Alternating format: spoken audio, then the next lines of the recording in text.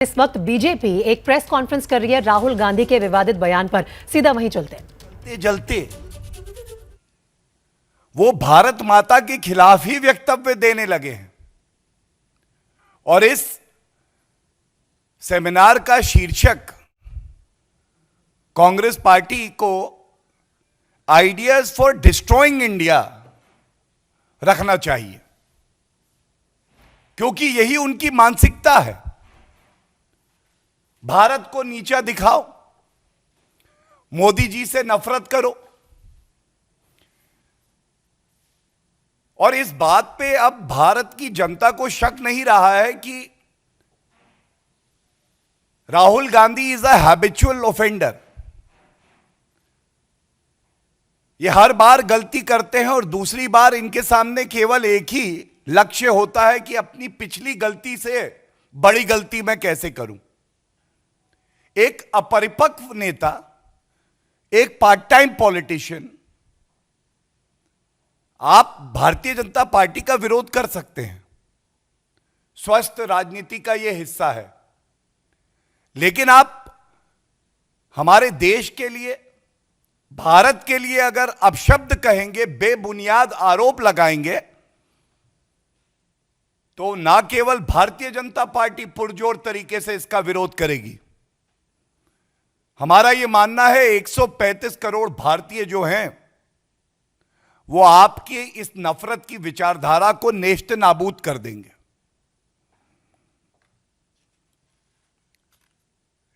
यह भी एक सवाल आता है कि क्या यह संयोग है या प्रयोग है। एक हताश कांग्रेस और उसके एक विफल नेता राहुल गांधी जब भी विदेशी धरती पर जाते हैं, चाहे वो लंदन हो, बर्कली अमेरिका में हो, सिंगापुर हो, उनके वक्तव्य कहीं ना कहीं ये दर्शाते हैं कि आज की कांग्रेस पार्टी 84 से लेके अब तक जो मिट्टी का तेल हाथ में लेके चलती है ना, मुझे दिखाओ चिंगारी, मैं डालूंगा मिट्टी का तेल, वो मिट्टी का तेल बुझा नहीं है। आग लगी रहे देश में, सौहार्द बिगड़ा रहे, एक प्रगतिशील मजबूत भारत श्री नरेंद्र मोदी जी के नेतृत्व में कैसे बन रहा है। और सबसे पहले मैं शुरुआत करूंगा, ये मिट्टी का तेल, राहुल गांधी कहते हैं कि बीजेपी ने देश में मिट्टी का तेल छिड़का है। नहीं राहुल गांधी जी, मिट्टी का तेल तो कांग्रेस पार्टी छिड़कती है। और बड़ी जिम्मेदारी से मैं कहता हूं, 1984 का जो नरसंहार हुआ, जो कांग्रेस पार्टी के नेताओं ने कत्लेआम करवाया, उस मिट्टी के तेल को डालने वाले कांग्रेस पार्टी के ही नेता थे। और ये ट्वीट अधीर रंजन चौधरी जी के ट्विटर हैंडल से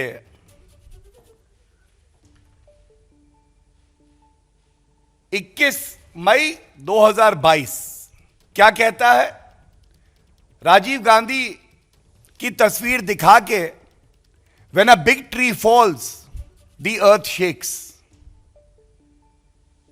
जब बड़ा पेड़ गिरता है तो धरती हिलती है, और जब धरती हिलती है तो कुछ हजार नागरिक मार दिए जाते हैं। यह हालत है आज कांग्रेस पार्टी में। और यह कांग्रेस पार्टी के एक विफल पार्ट टाइम अपरिपक्व नेता मिट्टी के तेल की बात करते हैं। 8 साल विपक्ष में रहने के बाद कांग्रेस पार्टी को ऐसा लगने लगा है कि विपक्ष की केवल एक ही भूमिका होती है, हाथ में मिट्टी का तेल लेके चलो, लोगों को भड़काओ, दंगे बढ़ाओ। अगर विदेशी धरती पे हो तो भारत की सारी अच्छाइयों को छुपा के केवल बुराई करो, और वो भी झूठ बोलकर। नहीं राहुल गांधी जी, भारतीय जनता पार्टी से ही सीख ले लीजिए। विपक्ष में दशकों रहे, लेकिन हमेशा अगर भूमिका निभाई तो एक सकारात्मक विपक्ष की। सत्तारूढ़ कांग्रेस को कमियां तो बताई, लेकिन सत्ता का लालच नहीं था कि सत्ता पाने के लिए हम देश का नुकसान कर देंगे। दूसरी आपत्तिजनक टिप्पणी जो उन्होंने करी है, उन्होंने कहा कि भारत में पाकिस्तान जैसे हालात हैं।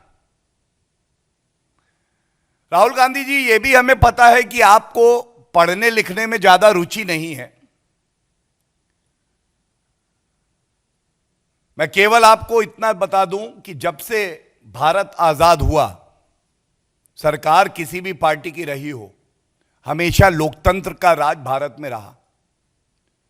और पाकिस्तान वो मुल्क है,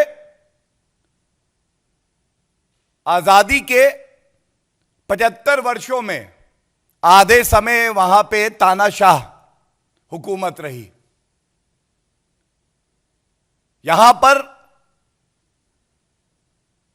भारत श्री नरेंद्र मोदी जी के नेतृत्व में आज पूरे विश्व को दिशा दे रहा है। चाहे वो पर्यावरण का मामला हो, चाहे आतंकवाद का मामला हो,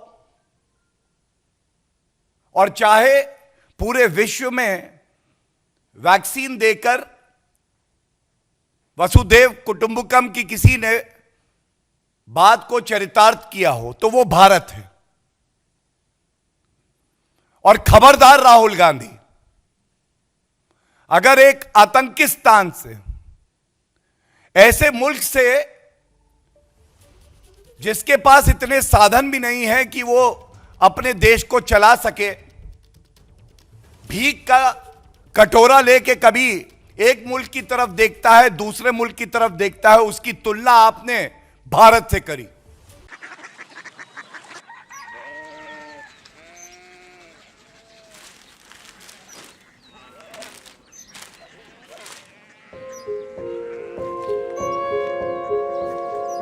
बाबा बाबा, कोरिया सिटी জানি না।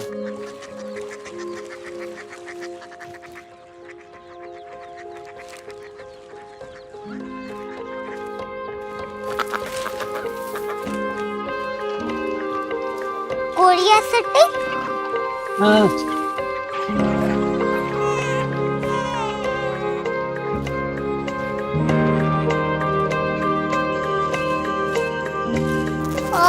कोरिया सिटी कहाँ पे है?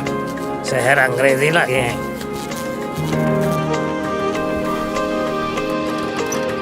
Korea city.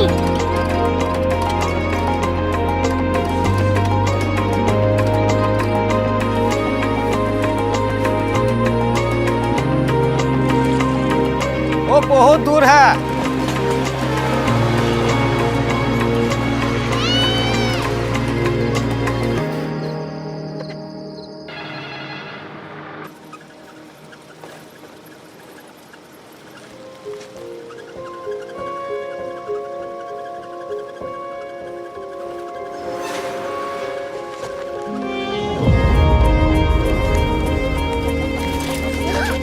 Korea city.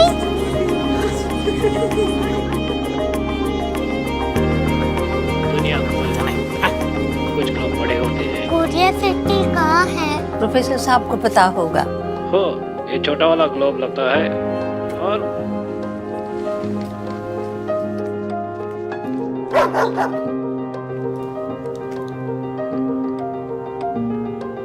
पता नहीं, मेरी बेटी से जाके मिल लो, शायद उसे मालूम हो।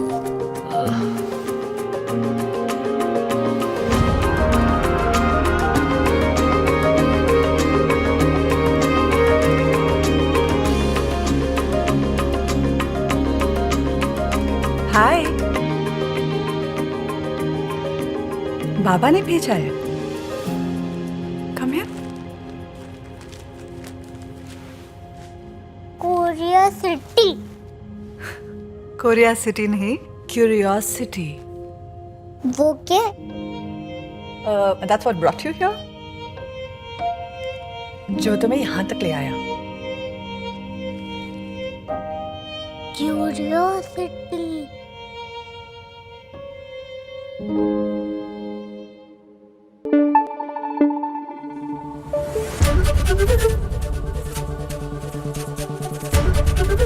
एबीपी न्यूज आपको रखे आगे।